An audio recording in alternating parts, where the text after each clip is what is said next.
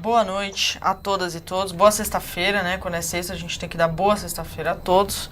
Boa noite, Alex e Paulo.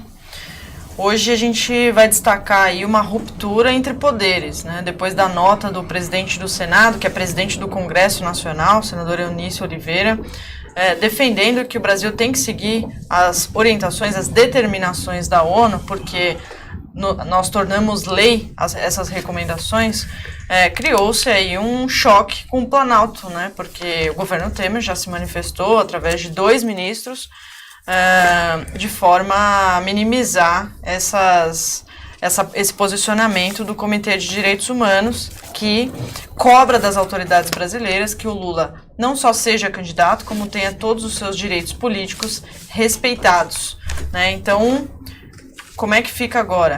Congresso versus Palácio do Planalto. A gente vai comentar também mais um vídeo que a Thaís Moia, a socióloga, que tem trazido algumas pérolas aí para o 247, divulgou, né? Ela resgatou aí uma declaração da ministra Rosa Weber agora, durante a sabatina dela no Senado, aquela sabatina que aprova os ministros ao STF. Quando ela foi nomeada, passou por essa sabatina e deu uma declaração em favor desses tratados internacionais. Tem um vídeo lá no 247, divulguem, compartilhem. A gente vai comentar, claro, a condenação do João Dória aqui em São Paulo, que não vai tirá-lo das eleições. Vamos comentar aqui os trâmites desse processo. E tem 2 recados do Lula. Um recado que marca a morte do Getúlio Vargas, hoje 64 anos, do suicídio do ex-presidente Getúlio Vargas, e o Lula mandou um recado pelas redes sociais, um texto publicado no site dele também, e também uma carta que ele fez para os grevistas de fome, fez à mão, agradecendo essa manifestação extrema que já chega no 25º dia. E a gente vai ler alguns trechos aqui, colocar a imagem da carta. E é isso, e outros assuntos que com certeza vão surgir. Agora, como é que vocês veem esse choque entre Congresso e Palácio do Planalto, né? Essa manifestação é muito importante, vou até ler um trecho aqui da nota que o senador Eunício Oliveira divulgou hoje. Foi inclusive uma resposta a um questionamento feito pela presidente do PT, senadora Gleisi Hoffmann, e ele diz que o Brasil é signatário do Pacto Internacional sobre Direitos Civis e Políticos e de seus protocolos facultativos. E que o tratado tramitou nas 2 casas do Congresso e foi promulgado e por isso está em pleno vigor, né? Essa é basicamente a nota que o Eunício divulgou. Paulo. Olha, é importante notar que é mais um lance de um momento em que a campanha do Lula e do Haddad está vivendo uma situação favorável, está numa ofensiva de garantir os direitos do Lula, garantir uma eleição justa, né? Conquistando votos no Nordeste, com apoio popular crescente. Hoje, o ex-ministro Bresser Pereira publica um artigo, inclusive, que foi manchete do 247, dizendo que está cada vez mais claro que ou Lula ou Haddad poderão ser estarão no próximo governo brasileiro. Quer dizer, nós estamos vendo um momento que era impensável há um mês atrás. Com certeza. Um dos grandes coisas desse momento é, primeiro, o apoio crescente ao Lula e essa carta da ONU, essa decisão da ONU que veio a calhar para questionar a repressão aos direitos do presidente Lula, né? Então, isso mudou o debate. Agora, ao colocar que o país, que a resolução, que era facultativa antes de ser votada, mas se tornou obrigatória depois de aprovada, essa diferença. Facultativa é o que você faz quando você quer. E as pessoas usam o termo facultativo porque ela entrou em votação como facultativa e saiu como obrigatória, porque quando você votou uma coisa, ela ficou obrigatória. Então, esse pacto obrigatório, né? Esse pacto assim, então ele garante muitos direitos, garante os direitos todos ao Lula de dar entrevista, garante inclusive de ser candidato, que é direito de todo cidadão é ser candidato, né? E coloca, evidentemente, agora com a força do Congresso, né? Muda o debate que o TSE vai fazer sobre a candidatura Lula, sobre as impugnações. Como é que ele vai fazer? Como é que ele vai se virar? Ele vai impugnar de qualquer jeito? Vai ser, porque existem vários pedidos de impugnação da candidatura Lula. Agora, como é que vai ser? Você vai impugnar ou você vai se submeter a essa resolução da ONU que diz que todo cidadão tem direito de votar e ser votado? E, por consequência disso, tem o direito também de dar entrevistas. O que vai acontecer? Eu acho essa é a grande questão. Aí eu sei que o Alex tem uma opinião, eu também ouvi pessoas sobre as consequências que estão na lei, as coisas que podem ser cumpridas, enfim. Eu acho que abriu-se um debate assim, mais favorável ao Lula ainda, que mais demonstra o caráter de perseguição que ele está enfrentando, a situação que não tem nada a ver com a justiça que se coloca contra ele, e coloca, né, a Lava Jato e as instituições na obrigação de dar outras respostas. Alex, inclusive a Jussara Lourenço, que é audiência cativa aqui do programa de cinema, ela tá pedindo pra gente comentar a entrevista do Paulo Guedes na Globo News, e eu vou pedir pra você comentar depois, mas comenta primeiro esse choque. Claro, importantíssimo comentar. Eu acho que essa foi a manifestação mais importante a respeito desse caso desde que ele surgiu, porque agora é o presidente de um poder que está falando, não é a pessoa de Eunício de Oliveira, esqueça o Eunício de Oliveira. Está falando o presidente de um dos poderes. Ele é o presidente do poder legislativo. Existem 3, judiciário, legislativo e executivo. Ele é o presidente do Congresso, portanto, ele é a autoridade máxima E na manifestação dele, do presidente do poder, ele diz o seguinte: por meio do decreto legislativo número 311, ele detalha tudo bonitinho. O protocolo do Pacto Internacional foi incorporado ao ordenamento jurídico brasileiro. Portanto, tem força de lei. Tem força de lei como todas as leis brasileiras. Isso diz o presidente do Poder Legislativo. E o que recomenda a ONU? O que ordena a ONU? O que determina a ONU?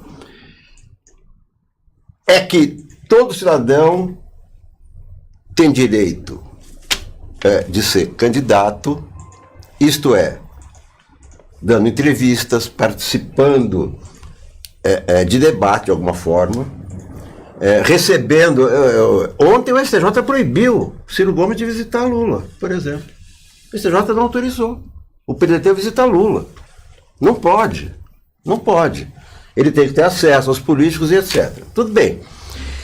E para obedecer, né, a essa determinação, o ministro Barroso, quando chegar a vez dele se pronunciar, que não é agora, ele vai se pronunciar no final do processo, por volta de 14 de setembro, aí que ele vai dar o voto, se ele dá liminar ou não, para o Lula continuar candidato. Segundo a ONU, segundo o presidente do Poder Legislativo também, essa liminar tem que ser dada, Lula é candidato, o nome do Lula vai para a urna, ele faz campanha, continua preso, a ONU não mandou soltar Lula, atenção, a ONU não mandou soltar Lula. Não, isso estou dizendo Lula preso, continua em campanha, é votado, o nome dele vai para a urna, porque ele conseguiu eliminar, isso se for seguido o roteiro da ONU, estou dizendo.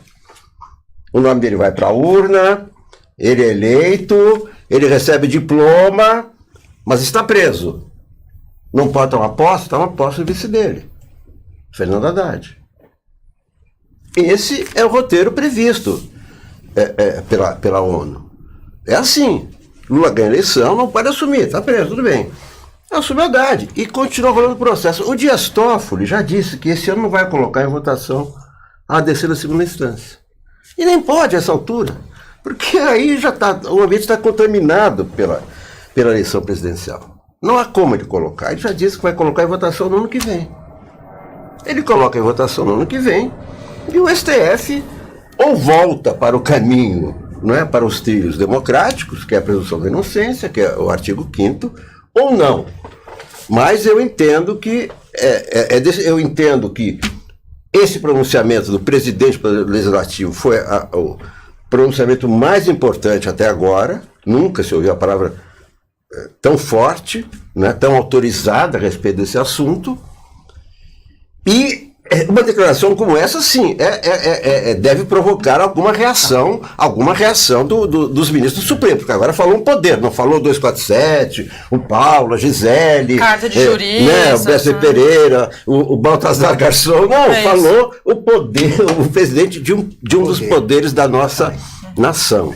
O que eu acho que é importante, Depois uma hora a gente fala, eu não sei se o Toffoli está correto em tirar o corpo. Porque o trânsito em julgado livra uma situação surreal que pode ocorrer. Uma situação, né, muito absurda. Então, ele poderia, assim, muito bem rever. Não há motivo para ele ter dito aquilo. Eu acho que, assim, porque ele está querendo tirar não assumir responsabilidades que ele pode ser obrigado a assumir. Porque vamos falar agora a verdade. O esforço para impedir a presença do Lula está despencando. Essa articulação que parece uma fortaleza, uma coisa assim, está desmoronando. Claro que a gente não sabe até onde vai a ruína desse processo. A gente não sabe. Eles podem manter, eles podem manter o Lula na prisão, isso é muito provável. Podem impedir a candidatura Lula, podem votar contra a candidatura Lula e desafiar a decisão, podem, não quer dizer que vão fazer. Você pode recorrer ao Supremo, o Supremo pode se recusar a discutir a questão, portanto, valeria uma aberração desse tipo. Mas o que a gente precisa entender é o seguinte, quer dizer, a força política do eleitorado do Lula e da compreensão de várias lideranças políticas responsáveis que começam a enxergar o tamanho da crise, o tamanho do despenhadeiro que está se abrindo numa eleição desse tipo, é enorme. Tem um vídeo circulando na internet, muito importante, do Nelson Jobim, que foi presidente do Supremo, foi ministro do Fernando Henrique, foi ministro do Lula, dizendo: não dá para deixar o Lula de fora, isso é ditadura, não podemos aplicar com nossos inimigos aquilo que a gente sabe que está errado, porque um dia isso volta-se contra nós. Ou seja, ele está falando aquilo que muita gente está percebendo. E é o Nelson Jobim, que não é qualquer pessoa, tem essa autoridade e que está falando em círculos reservados. Ele não está falando em público, ou seja, ele está alertando. Ele diz, inclusive, que é a hora do Lula e do Fernando Henrique conversarem. Eles precisam sentar e conversar. Ou seja, nós estamos numa situação que aquele quadro que parecia uma situação sob controle está completamente descontrolada. Sabe assim, inclusive se agravando a crise econômica. Se a gente olhar assim, tem uma entrevista ontem no Valor do Armínio Fraga, que é um sinal de alarme. É uma coisa assim, sabe assim, ele diz assim, a situação do Brasil é muito pior que 2002.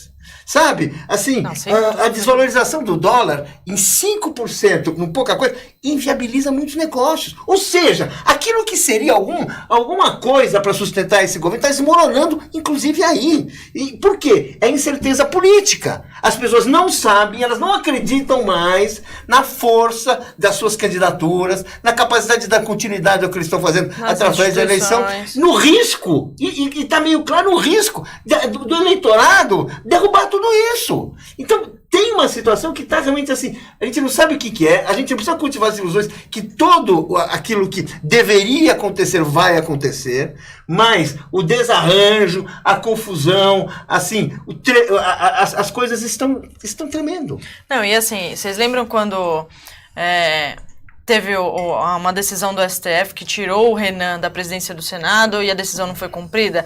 Aquela briga entre instituições escancarada, né? Uma tensão escancarada. A gente continua com essas brigas, mas agora com esse posicionamento do Congresso Nacional, o presidente do Congresso se manifestando, a gente corre o risco de ver algo parecido, né? Porque o governo Temer já declarou, por meio de 2 ministros, que falaram à imprensa que tanto faz essa decisão da ONU, né? Porque ela não é uma obrigação na avaliação deles.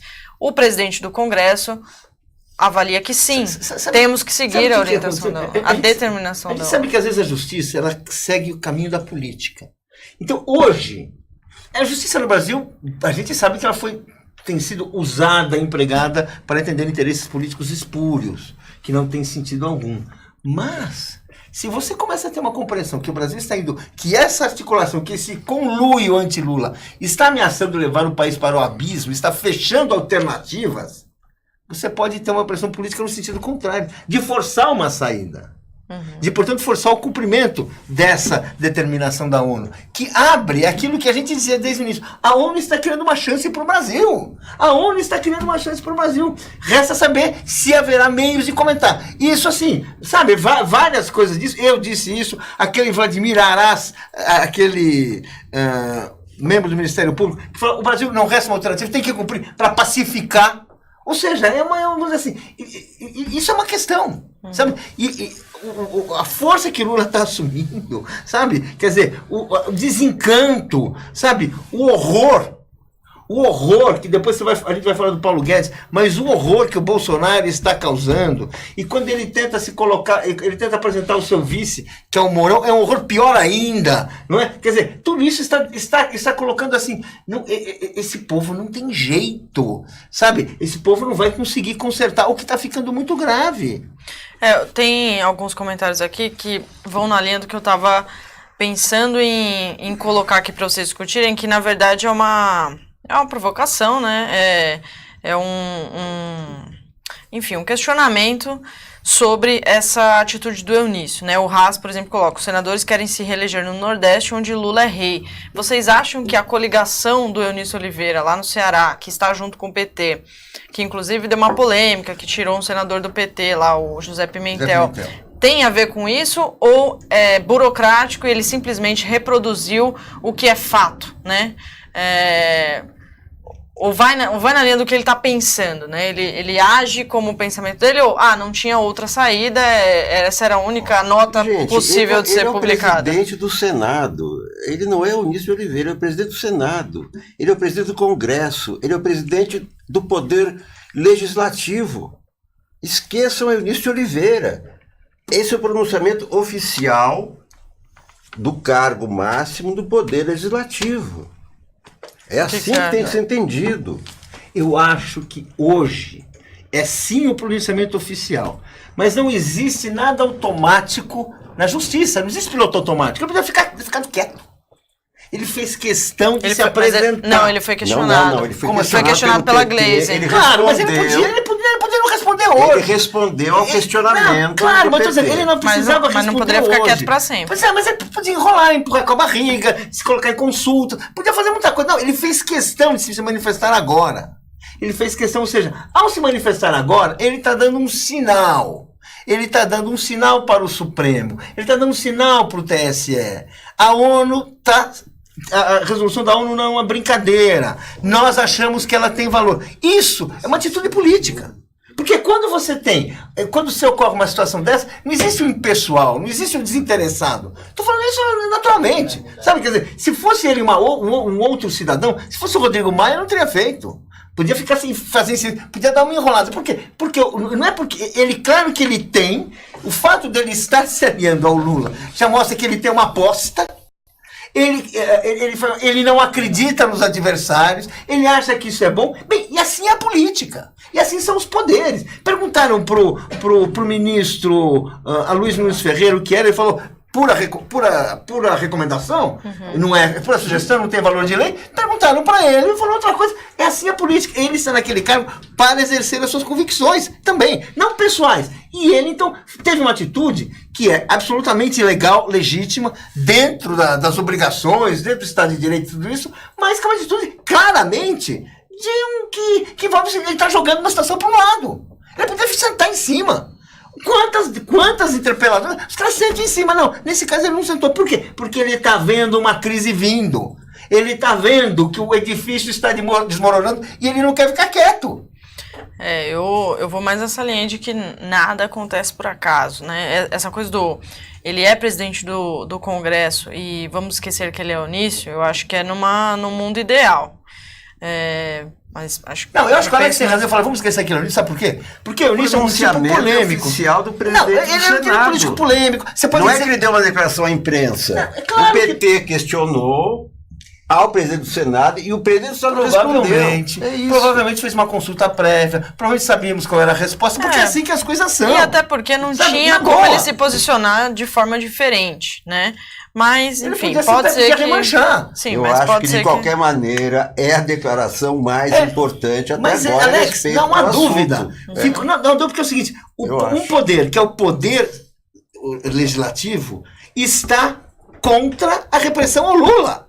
Isso é um negócio mais importante. Está contra a condução que até agora o TSE vinha anunciando, inclusive de maneira imprópria, que o Lula era irregistrável. Ele está condenando isso. Então nós temos um dado novo. Isso totalmente dentro da lei. Isso desmonta, né, aquela campanha feita pela TV Globo e por outros jornalistas e por, aspas, juristas que ficavam falando coisas que não tinham fundamento. Agora está na cara. Isso muda. Ou seja, isso é mais uma onda a favor desse movimento Lula-Haddad. Eu acho que a declaração é mais importante que a motivação. Claro. Qual foi a motivação? Com certeza. O importante é que saiu a declaração. É que a gente tem que qual comentar. Qual foi a motivação? Mas... Sempre é. Sim. Sempre é. Sempre é mais importante que a motivação. Não, concordo. Mas, é que a gente tem que analisar. Tem que analisar. Isso tem uma coisa, o cara tá vendo que, sabe, tá caindo num despenhadeiro. Ele não suicida. O Eunício é um sujeito é um político profissional, que tem muitos acordos, né, de uma escola de política que é de fazer acertos, que é não dar ponto sem nó. E é importante que esse sujeito não tenha dado um ponto sem nó. Ele não é um guerrilheiro. Ele não é um sujeito, não. Ele, tá aqui. Ou seja, é o cara. O próprio Haas, que fez esse comentário, está dizendo: o importante é que ele fez a coisa certa. E aí eu quero agradecer o superchat do Sérgio Santos, que diz: artigo 5º da Constituição Federal diz: tratados de direitos humanos aprovados são equivalentes às emendas constitucionais. O TSE ou o STF podem impedir Lula de concorrer até que o processo dele se encerre. Veremos. Mas os não próprios... Não, ele... o que ele está dizendo é que são equivalentes correto, né? E que o TSE pode impedir. Mas os ministros do STF se manifestaram já de forma que os tratados são superiores. Então, o que eles dirão agora? Essa é a questão. Uma notícia quente aí, uma delação do Lúcio Funaro, que é o cara que era parceiro ali, braço direito do Eduardo Cunha, no esquema da Caixa. Ele diz que Cunha repassava propina a Michel Temer desde 2003. Uma notícia que está entrando daqui a pouco no 247, tem mais detalhes lá. Um outro superchat do José Carlos, obrigado José, ele diz: para a saída de Temer, tchau vampiro. E a Helenira Santos está perguntando se a Raquel Dodge até agora nada falou. Não falou, né? Tá ficando complicado. As pessoas que ficaram quietas, elas estão se poupando porque elas estão vendo aonde elas podem se envolver. Que vai dar. No que vai dar e a cara que elas vão ficar, como elas vão ficar na foto. E o Leonardo Santos tá dizendo aqui, lembrando de uma notícia, que tentaram sabotar o avião do Haddad na campanha, que saiu na revista Fórum do Rovai. É uma notícia que o avião estava chegando lá em Mossoró e o aeroporto estava com as luzes apagadas e o avião ficou rodando uns 20 minutos para tentar pousar. Não está provado que é uma sabotagem, mas o PT ficou cismado com isso, vai questionar o que aconteceu, porque acho que já estava programado que esse avião ia chegar no terminal lá e as luzes estavam apagadas. Então, depois o aeroporto disse que declarou lá que já tinha acabado o horário de funcionamento e tal. Então eu não sei que rolo de comunicação que deu, não dá para afirmar que é uma sabotagem, mas essa é a notícia, que o avião ficou voando alguns minutos antes de pousar. E a Halles Veloso pergunta se o JN não vai entrevistar o Haddad. Eu queria trazer aqui umas imagens do e-mail que eu recebi da Globo hoje, um release, falando justamente sobre isso, né? Fala que o Jornal Nacional vai receber candidatos à presidência da República, aí descreve os horários, todos os candidatos e tal. E aí o segundo parágrafo diz: a ordem das entrevistas foi definida por sorteio e tal, não sei o quê. Cadê a parte do Lula? E diz assim: o candidato do PT, Luiz Inácio Lula da Silva, não poderá participar, pois está preso e há decisões judiciais a respeito. Depois do Jornal Nacional, os candidatos à presidência vão dar entrevista no Jornal da Globo, etc. Esse foi o posicionamento da Globo, né? O Lula continua cutucando isso, continua alfinetando essa questão da omissão da Globo em relação à campanha do PT. Hoje, por exemplo, o Twitter lá do Lula publicou mais uma imagem do microfone da Globo, que gravou a visita do Semper lá ao Lula, e parece que não deu matéria. Então tinha lá o microfone da Globo, eles tiraram foto e postaram no Twitter. Então tá ficando até engraçado essa coisa aí da Globo ignorar, porque a gente já sabe, a gente tem provas de que a Globo está gravando essas notícias, né?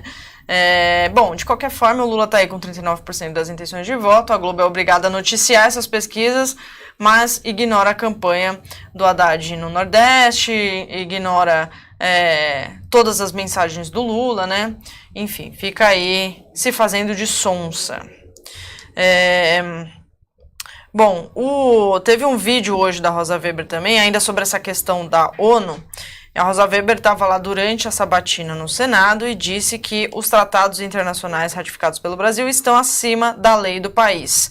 Né? Essa sabatina aconteceu em 2011, quando ela foi nomeada ministra do Supremo, e ela vai ter que decidir também, né, junto com os outros ministros do STF, sobre essa decisão. Ela é presidente do TSE. Ela é presidente do TSE. Tem uma questão Tem uma aí, questão muito diferenciada precisa, na questão da Rosa né? Weber. Essa sabatina dela, ela estava sendo sabatinada, ela declarou aquilo. E assim, você vê o vídeo é comprido, e é aquele estilo sinuoso. Ela vai e volta, sobe e desce. Mas, estilo Rosa Weber. Estilo Rosa Weber. Mas fica claro que a opinião dela é que mesmo sem ter sido aprovada, ela fala de um monte de coisa, ela se refere a uma lei, mesmo assim, não ter sido aprovado pelo aquele quórum de 4/5, que algumas coisas tem, porque na época não se exigia, ela é uma legislação supra legal, ou seja, está acima da lei ordinária, portanto ela tem que ser cumprida. Porque ela combina com o artigo 5º da Constituição, que todos têm direito de votar e ser votado. Portanto, não pode não cumprir. Ela se juntou aí a Moraes, a Barroso, né, que já se manifestaram, que a gente divulgou vídeos também, a Thaís Moia divulgou, que a gente reproduziu aqui. Pelo rito que é previsto, não há pronunciamento do presidente do TSE nesse caso. Né? O rito prevê, por volta, né, depois de esgotados de prazos de testemunhas, prazos de coleta de provas, por volta de 15 de setembro, o relator do caso, que é o ministro Barroso, levará o caso, provavelmente, ao colegiado, para o colegiado dar ou não a liminar. Né? E o colegiado é que vai se pronunciar. Mas é claro que o papel da presidente é importantíssimo, né? Ela não fala em público, mas fala lá dentro, naturalmente. Claro, exatamente. Ela age, ela vota. Vai ser transmitida pela televisão, quer dizer, vão ser várias questões aí, né? O Sérgio Santos está mandando um outro superchat, obrigada, Sérgio, para corrigir aquela frase dele lá que o Alex tinha sugerido mesmo, que era o TSE ou o STF não podem impedir Lula, né? Que ele tinha escrito que podem. Então, corrigido, não podem impedir Lula. Veremos o que vai acontecer, né? Poder não pode, mas estamos vivendo... Exatamente. Temos assim, uma um coisa sistema normal. Se a gente tivesse num Estado democrático de direito, isso estava resolvido. Né? A ONU nem sequer precisaria ter sido consultada. Né? Você teria o trânsito julgado, o Lula não estaria preso, ele estaria sendo candidato. Acabou. E se ele fosse eleito, o processo ia ser suspenso até o momento que ele terminasse o mandato. Então, assim, você estaria vendo isso, a população estaria feliz como ela está, o Brasil estaria, assim, debatendo uma alternativa política dentro da democracia, sem nenhuma medida truculenta. Então, estaria tudo nos conformes. Como não estamos, a gente está... Não, discutir a retomada do crescimento. Né? Claro. Como sair dessa crise que o Temer colocou o país, né? Essa que seria a discussão agora, né? É o que o Alex falou esses dias, né? A gente precisou que a ONU avisasse o Brasil o que a gente deve fazer, né? Sobre os nossos direitos. Isso, exato. Falar, alguém de fora, né? Um órgão internacional, global, para avisar a gente como é que a gente tem que agir. Tem um comentário aqui da Maria Célia, que ela disse que a Globo está se suicidando, né, sobre essa questão de ignorar o Lula. Vocês acham que esse é um episódio da Globo que é mais vergonhoso ainda de ter ignorado as diretas, por exemplo, ou de ter apoiado o golpe? Ou é tão vergonhoso quanto, e que a Globo ainda vai olhar para trás, talvez, e ver que foi um negócio feio demais? É o antijornalismo, né? O antijornalismo, em primeiro lugar. Depois o uso político de uma televisão, né? Quer dizer, muitas coisas completamente erradas, né? Primeiro que jornalisticamente você não pode ignorar uma candidatura, né? Isso não existe num país democrático. Ele está preso, mas o Haddad está lá fazendo campanha, enfim, tem como cobrir a campanha, evidentemente que tem como cobrir. Então, jornalisticamente é um desrespeito ao público, que desinforma, né? Eles estão lá para informar o público, eles têm que informar corretamente. A informação correta é: Lula está preso, porém é candidato. Haddad, que é seu vice, está em campanha. Essa é a informação correta, é isso que a emissora tem que dar.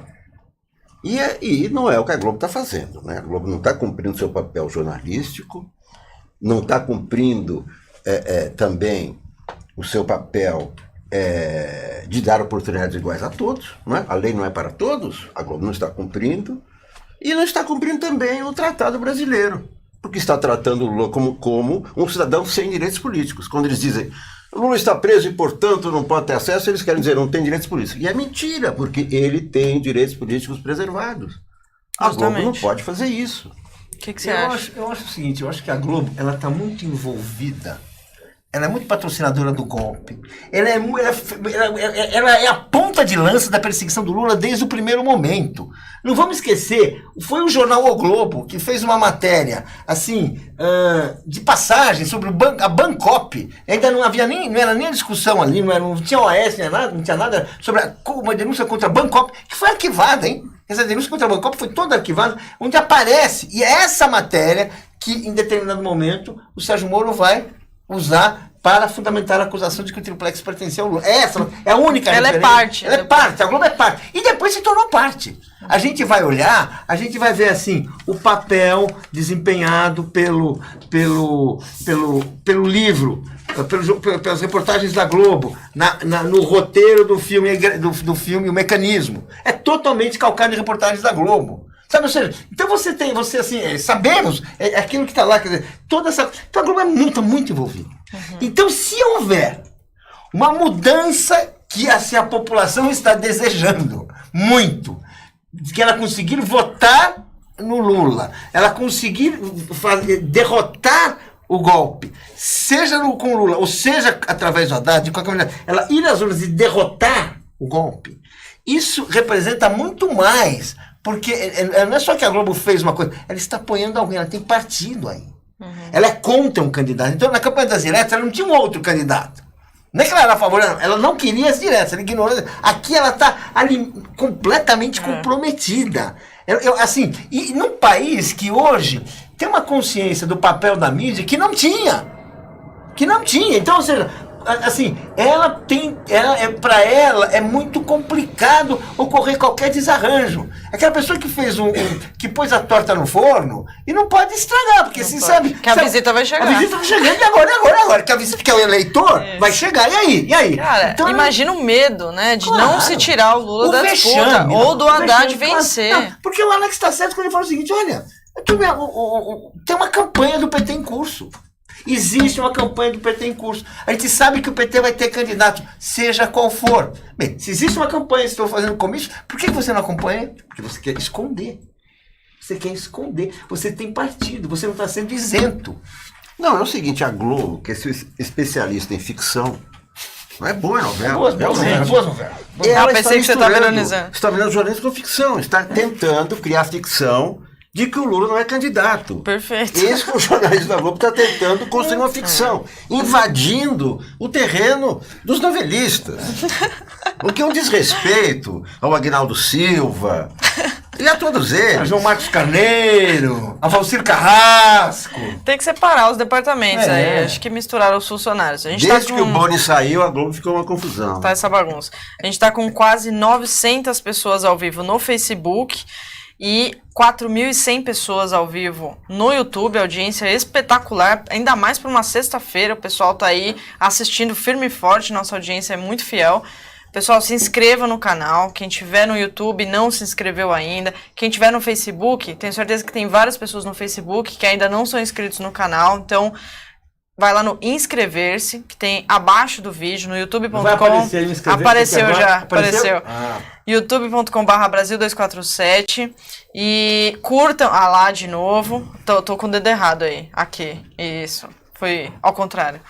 E curtam o vídeo do Boa Noite, espalhem, compartilhem nos grupos de WhatsApp, pra família, pros amigos, aquela família que você briga no churrasco, para quem pensa diferente de você, para quem vota no Bolsonaro, vamos espalhar o Boa Noite. E apoiem a nossa campanha de assinaturas solidárias lá no Brasil247.com/apoio. Lá tem vários valores para vocês decidirem o que cabe mais no seu bolso. Você pode escolher um valor também que não está definido lá, o que você prefere ajudar. E todos os conteúdos aqui são livres, texto e vídeo, mas a gente cresce e se sustenta aqui muito por conta dessa campanha de assinaturas solidárias. A Rose Alves diz bem aqui, a Globo é o farol do golpe, está enquadrada até o pescoço. Alessio Fagundes quase chama Écio, mas tem, graças a Deus, um L aí no meio. Diz, tem que divulgar toda hora o vídeo dela, da Rosa Weber. A Maria Nadier diz, Rosinha não se sente forçada a cumprir nada. Não foi há pouco que essa ministra mudou um voto, alegando ter que seguir o colegiado. A gente nunca vai esquecer disso, né? E é isso. E sobre... o que mais? Tem mensagens importantes do Lula hoje. Hoje faz 64 anos da morte de Getúlio Vargas, né? Teve até um comentário aí dizendo que Lula é Getúlio, né? É impossível não fazer uma comparação em vários casos, né? E o Lula hoje fez uma comparação sobre a perseguição ao Getúlio nessa data que marca a morte. Aí eu vou chamar os tweets aí que tem o texto do Lula, em que ele compara as duas perseguições. E ele diz o seguinte, ele recorda que as mesmas elites responsáveis pela morte de Getúlio são as que articularam o golpe de 2016 e que hoje respondem pela volta do Brasil ao mapa da fome. Ele também pergunta o seguinte, como seria a história do Brasil sem tantos golpes na democracia? Há exatos 40 anos, Getúlio Vargas nos deixava, após um longo tormento e pressão das elites que tanto o perseguiram por justamente defender os interesses do povo. Aí nas outros tweets, que está na outra imagem, diz interesses que jogam contra o povo brasileiro e que tentam agora, em 2018, impedir mais uma vez que o povo possa escolher seu candidato. Mas as pesquisas mostram o fim da anestesia aplicada pelo processo do golpe. Em 7 de outubro, escreveremos uma nova página na história da democracia no Brasil. A Dilma também se manifestou sobre a morte do Getúlio e também, claro, fez uma comparação com a situação atual e em relação ao Lula. Paulo, como é que você vê essa mensagem do Lula? Você também faz uma comparação sobre os dois casos? Eu acho muito oportuna. Eu acho que o Lula... é uma história curiosa, né?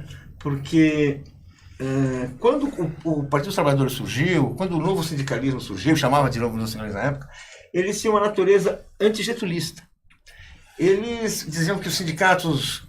tais quais eles existiam, os sindicatos atrelados ao Estado, eram sindicatos propícios para a formação de pelegos, e depois eles começaram a reformar. E eles levaram um tempo para evoluir e compreenderem que o papel de Getúlio, e a compreensão de que o papel de Getúlio, na formação da nacionalidade, na formação do Estado Nacional, tinha sido fundamental. E é muito importante o Lula fazer isso, porque isso reflete assim, um amadurecimento político de uma geração que, como tantos brasileiros, foi formada assim, na escola do antigetulismo, que é aquela escola que sai da USP, uma USP que é o centro do antigetulismo, que vai formando quadros e quadros, mesmo socialistas, que são assim, socialistas antigetulistas. Isso vira uma coisa assim, e esses socialistas, inclusive, vão influenciar boa parte do movimento sindical, boa parte da esquerda brasileira. Quando o Lula agora coloca-se na linha, na trajetória do Getúlio, ele se une ao esforço de soberania nacional, ele se une ao esforço da Petrobras, ele se une ao esforço da industrialização, que é a parte assim, do Brasil que resiste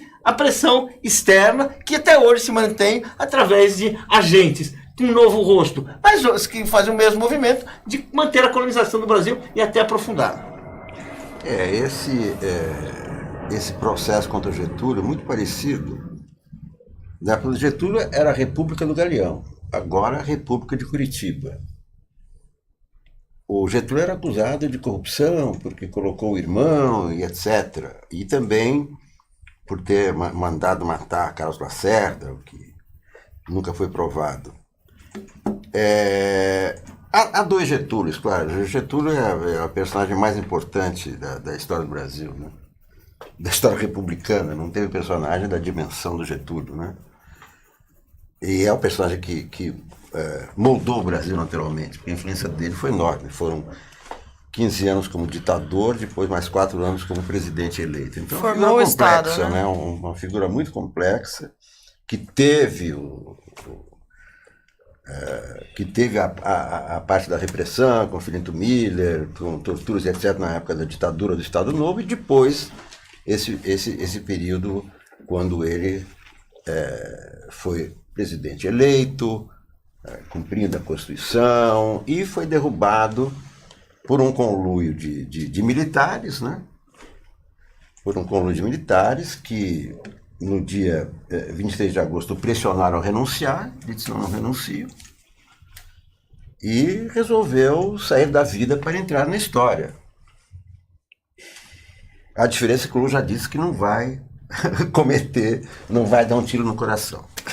A única diferença ele que falou o que Lula não está afim de já morrer. disse que não vai fazer isso. Mas nos outros pontos, e a identificação com o povo, né? A identificação que o Getúlio tinha com o povo, inclusive na época do Estado Novo, era enorme, como a identificação, apesar da origem do Getúlio não ser popular, né? Ele é, claro, é filho de latifundiários, etc. Então, sabemos que as origens são muito diferentes, mas a identificação do brasileiro, eu acho que só esses dois, né? Getúlio e Lula, não tem outros só presidentes com essa identificação. Interessante, né? Você falar isso da identificação com o povo, apesar da origem não ser a mesma. Hoje a gente fez um programa, o Quarto Poder, aqui, às 15h, com um pesquisador. O programa é com o Eduardo Guimarães sempre, mas hoje a gente fez com um professor e pesquisador da Universidade de Buenos Aires, que fez o doutorado dele analisando o tratamento da mídia dado a Lula e a Getúlio. E claro que as semelhanças são políticos populares que têm essa identificação com o povo. E no caso do Lula, veio dele, né? Veio do povo, era um metalúrgico, né? Era uma pessoa que não se formou, né? Não fez faculdade, veio da pobreza. Então, e o Getúlio também tinha o povo tinha um grande amor pelo Getúlio, né?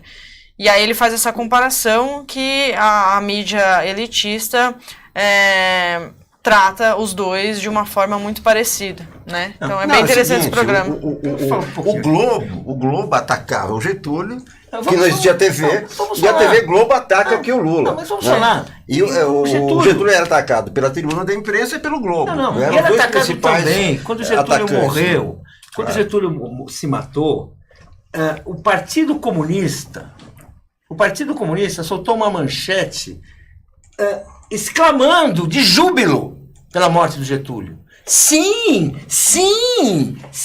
porque naquele momento, o Getúlio era alvo também dos comunistas. Que é um episódio que o Mário Magalhães descreve muito bem na biografia dele do Marighella, porque isso fez parte da formação do Marighella, que, primeiro, a revolta, a morte do Getúlio tem um elemento importante, que assim, provoca uma revolta popular no Rio de Janeiro, em São Paulo, que dura dias. Sabe, as pessoas quebram vitrine, empastelam jornais, inclusive o jornal do Partido Comunista, empastelado, junto com outros jornais. Sabe, é uma reviravolta que, inclusive, modifica consciências. Existe pessoas que declaram em seus livros de memórias, um dos ministros de Direitos Humanos do Fernando Henrique, que declara que ele descobriu, ao ver aquele levante popular, ele que conspirava contra Getúlio, que estava no Rio de Janeiro fazendo comícios contra Getúlio, naquele dia eu vi que eu estava na revolução errada. Porque a revolução do povo era outra. Ou seja, então a coisa do Getúlio é uma coisa assim, que é um grande fantasma da mobilização popular no Brasil. Ocorreu ali aquilo que muita gente hoje fala levante popular. Ocorreu ali, naquele momento, quando ele se mata. E é porque ele faz esse gesto, porque tem isso, que vai se garantir um calendário eleitoral por 10 anos. Que é até 64. Mas por quê? Porque você tem uma reação popular de fúria. De fúria. E que, portanto, dá espaço para mantém a campanha de Juscelino, que era a primeira vítima, já estava escalado para não poder se candidatar, e consegue, e em seguida você tem o Jango com aquela força que vira vice do Jânio. Ou seja, e quando vai ser postado dentro daquele coisa. Mas ele não pode. Ou seja, a morte de Getúlio, ela marca esse processo. É uma reação muito importante política. É a reação que uma hora a política se transforma em pura emoção.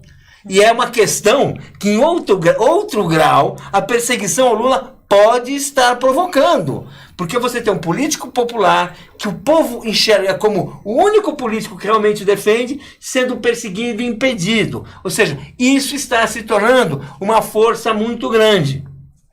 Exatamente, tem pessoas lembrando aqui que o Getúlio criou a CLT, a Ana Paula está lembrando, né, a carteira de trabalho, várias... Getúlio fundou o Brasil, exato, né? Todas as instituições... Descobriu o Brasil, né?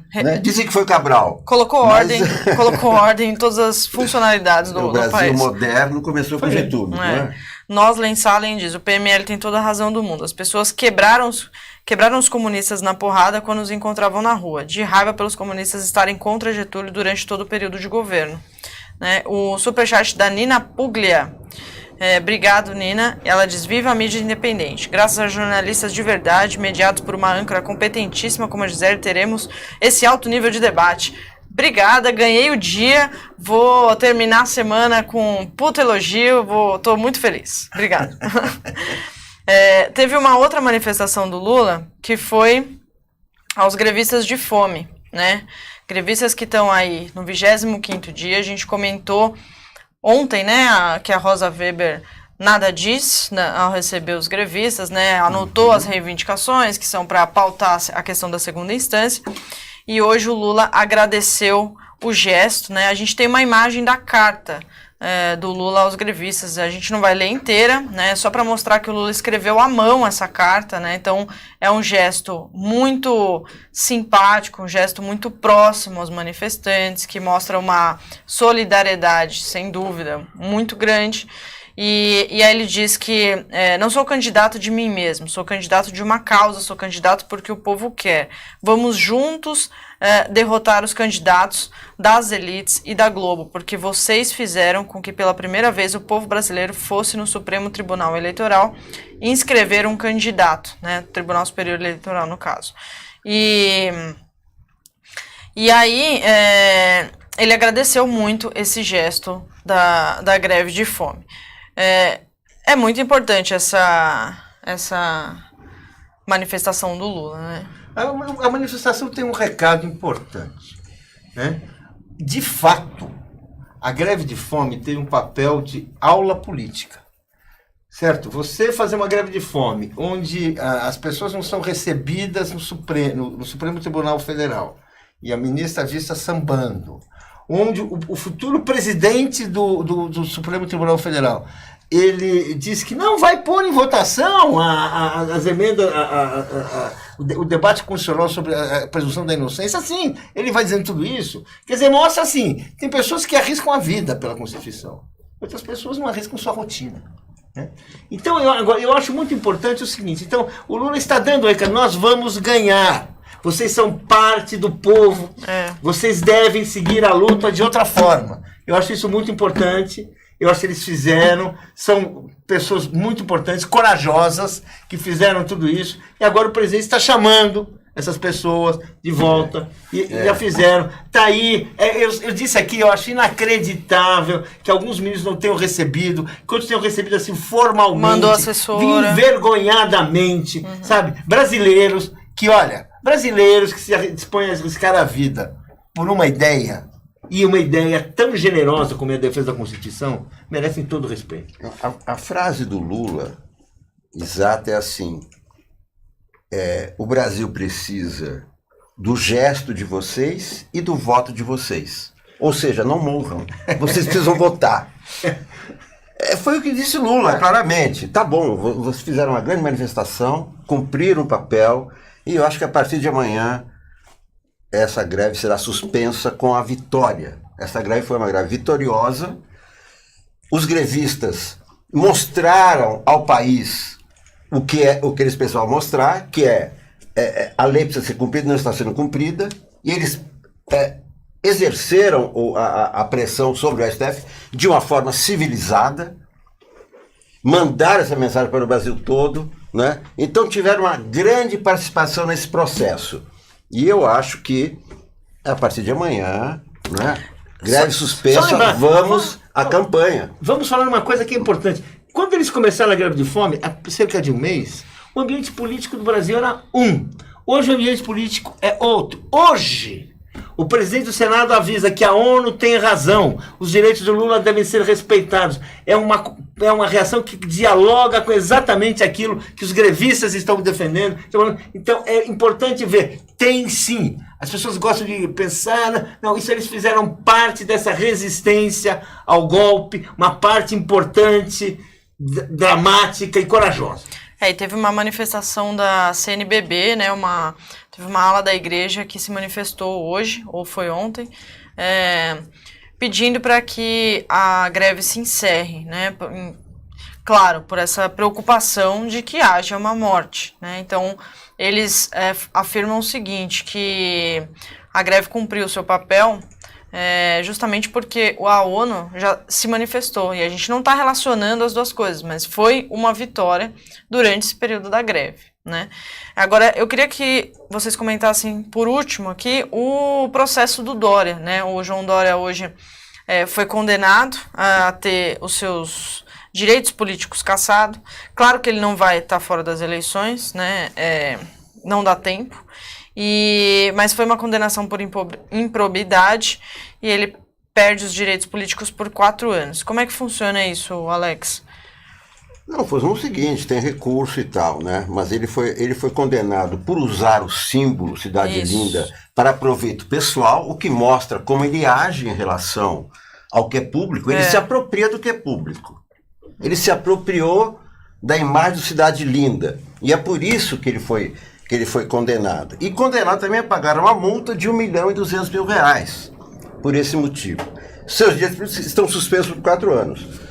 Tem recurso, né? A lei é para todos, tem direito a recurso, mas os eleitores estão vendo, né? Como age esse cidadão. É um cidadão que está entrando na política para se apropriar dos bens públicos.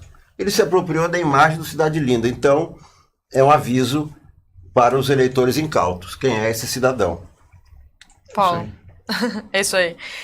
Deixa eu ler aqui uma análise feita por um leitor nosso, que eu achei bem interessante, mandou nosso e-mail. Ele pincelou algumas observações de uma pesquisa XP que foi divulgada hoje.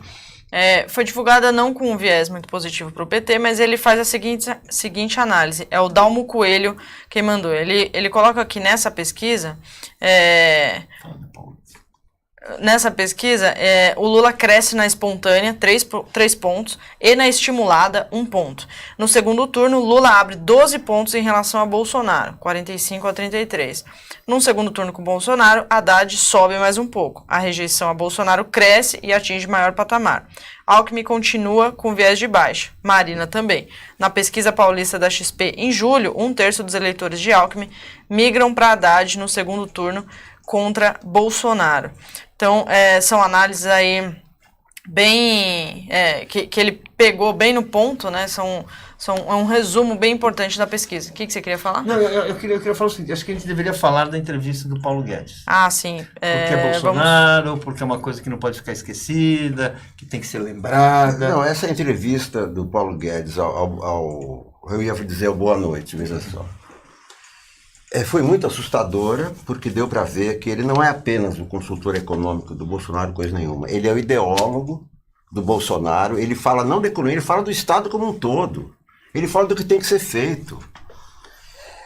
Ele é fundador do Instituto Milênio, que muitas pessoas conhecem. Esse é uma espécie de um DIP sem Estado Novo, uma espécie de Ministério da Propaganda da Direita, fundado em 2009, pela Globo, Abril, Estadão, Folha, Jorge Paulo Lemann, as multinacionais, corporações, bancos e etc., para disseminar valores de direita de todas as maneiras. E depois que eu vi o Paulo Guedes ontem, eu me convenci que o Bolsonaro é mais perigoso do que parece. Ele não é apenas um maluco que está ali sozinho num partidinho pequeno, não. O partido dele, na verdade, é o Instituto Milênio. Esse é o partido verdadeiro, esse é o verdadeiro posto de Ipiranga. Aliás, o dono da Ipiranga faz parte do Instituto. Daí que ele... Não, o Hélio Beltrão Filho é o dono do Grupo Ipiranga. É o dono do posto de Ipiranga. E ele é do Milênio e é do Mises também, que é outro instituto de direita, com matriz nos Estados Unidos, comandado pelo Hélio Beltrão Filho. Então é o seguinte... É muito perigoso, porque ele não está sozinho. Esse partidinho, não quer dizer nada, o partido dele é o Milênio, tem grandes capitais por trás. E pelo que falou Paulo Guedes, as mudanças que eles querem fazer só podem ser feitas por um governo muito forte, porque as pessoas vão reagir e vai ter que usar a repressão. Porque ele quer vender o Brasil inteiro, quer vender todos os estatais. Imaginem o desemprego. Vai vender Banco do Brasil, Petrobras, enfim, tudo. Caixa Econômica, vende tudo. Esse que é o plano Paulo Guedes, vende tudo. Vocês imaginam o que isso vai provocar, né? O desemprego que vai ter, o cara vai comprar estatal, vai demitir todo mundo, evidentemente. Então, quer acabar com o ensino gratuito nas universidades, sendo que Paulo Guedes tem interesses no ensino particular. Ele tem faculdades, ele é sócio da Abril no projeto de educação, foi sócio do projeto de educação. Acabar com o ensino gratuito, mais reação. Eles querem radicalizar a reforma trabalhista, eles querem criar uma tal de carteira verde e amarela, carteira de trabalho verde e amarela, que é uma carteira em branco, onde você anota a tua negociação com o patrão. Não precisa mais de lei. Que não haverá, né? Não. Não haverá. Você fala, o patrão fala, você vai ganhar R$50. Falou. Escreve lá, não precisa de lei. Então, vejam só, ele quer tirar do orçamento, ele quer liberar o orçamento, quer tirar o orçamento obrigatório de saúde e educação para liberar tudo. Quer dizer, vai provocar um clima no país em que haverá protestos diariamente. E, portanto, repressão diariamente. E, portanto, para segurar isso, você precisa de um governo, de um maluco que topa isso. Eu vou reprimir. Esse é o papel do Bolsonaro. Não pense no Bolsonaro como um maluco que está aí por acaso, sozinho, com um partidinho, com esse coitadinho do Paulo Guedes. Não, Paulo Guedes é a ponta do iceberg do milênio. Ele não é maluco de estar sozinho nessa. Ele tem uma concepção de Estado. E a concepção de Estado dele, ele citou o Chile várias vezes, onde ele foi trabalhar com o ditador Pinochet.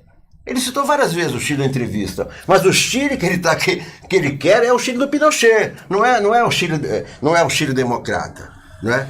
Então, é muito perigosa essa candidatura, essa coisa assim, melhor enfrentar o Bolsonaro no segundo turno, porque ninguém vai votar nesse maluco, não é verdade. Não é bom que ele chegue ao segundo turno, não é bom, é um grande perigo ele chegar ao segundo turno, porque ele tem grandes capitais por trás. Por quê? Os capitais estão loucos para comprar as estatais a preços vis, que são clientes do Paulo Guedes. É isso que ele está oferecendo para o mundo. Olha, estamos abertos, comprem-nos. Esse é o plano Paulo Guedes, plano Bolsonaro. Ele não é um ingênuo e não é um maluco. Eu quero falar que é o seguinte... não vamos esquecer, Hitler era visto como um maluco, tão maluco que inofensivo. Mussolini, eu gosto sempre de lembrar, quando ele estava se preparando para tomar o poder em Roma, pela violência, na marcha sobre Roma, o próprio Gramsci, grande pensador político, um dos maiores intelectuais de esquerda da história, dizia que não precisava se preocupar muito porque ele era tão exótico que não ia durar mais que 2 ou 3 meses no poder, um período muito curto. Eu concordo, e é o seguinte, é preciso entender, nós estamos vivendo hoje o golpe do milênio. O que nós estamos vivendo é o golpe do milênio, vamos falar a verdade. Aqui é um grupo que com muito dinheiro recrutou jornalistas, recrutou intelectuais, financiou bolsas e bolsas em Harvard, em vários lugares, para formar quadros que eles não tinham, que eles não possuíam, para preparar a tomada do poder. O Kataguiri, esses caras todos fizeram isso, foram todos. Então, eles estão muito mais articulados do que a gente pensa. A gente tem um tipo folclórico que fala com a massa, que é o Bolsonaro. Tem um general Brutamontes, que é o Mourão, que é aquele que acha que o brasileiro é formado por 3 raças inferiores. O português, que só quer saber de privilégio, o negro, que é desonesto, e o índio, que é indolente. Esse é o sujeito. Então eles querem realmente tirar tudo desse povo, tudo que esse povo construiu, com seu suor, com seu esforço, para entregar a preço de banana. Aliás, e fazer a gente um país que ninguém tem direito algum. E vamos ter claro, eles podem conseguir. O país está desesperado. A Lava Jato fez uma força muito grande para desmoralizar o conjunto dos políticos. Então, eles são, sim, uma ameaça que tem que ser combatida desde já. E é por isso, e é claramente por isso que é mais um motivo para o Lula estar presente nessa campanha, pela força popular que ele possui. É mais um motivo. E é claro que eles vão fazer até o fim, e não por acaso a Globo finge que o Lula não existe, porque ela quer uma eleição na qual o povo seja levado a crer que não há alternativa, que o fascismo, que disso que nós estamos falando, ele deve ser tratado como inevitável. Como as pessoas se rendem ao fascismo, que é essa história das ditaduras fascistas. Chega uma hora que as pessoas, os democratas, se rendem. Eles se convencem que não dá para fazer muito. E isso não pode ser feito. Ele pode ser derrotado, ele é sim um desmiolado, ele dá arma para crianças, ele é um descontrolado, mas por trás dele, ele tem as mentes criminosas. A organização criminosa, como falam os juristas democratas, as organizações criminosas que querem rapinar o povo brasileiro e pretendem usar essa eleição para continuar o golpe, continuar o poder que eles tomaram de assalto na queda da Dilma Rousseff. É isso. Pessoal, a gente vai ficando por aqui. Não se esqueçam que a gente vai transmitir hoje um documentário. Já vimos esse filme sobre o golpe. Falei mais cedo sobre ele no programa de cinema. Então, assistam no Facebook ou no YouTube, mas de preferência no YouTube. É um filme que traz aí um cenário do processo de impeachment. E o nosso palanque hoje vai ser gravado por conta desse filme, então a gente transmite talvez no fim de semana. Vai ser com a Adriana Vasconcelos, candidata a deputada federal pelo PSOL aqui em São Paulo. Boa noite, Alex e Paulo. Bom final de semana a todos. Valeu. Tchau, até segunda.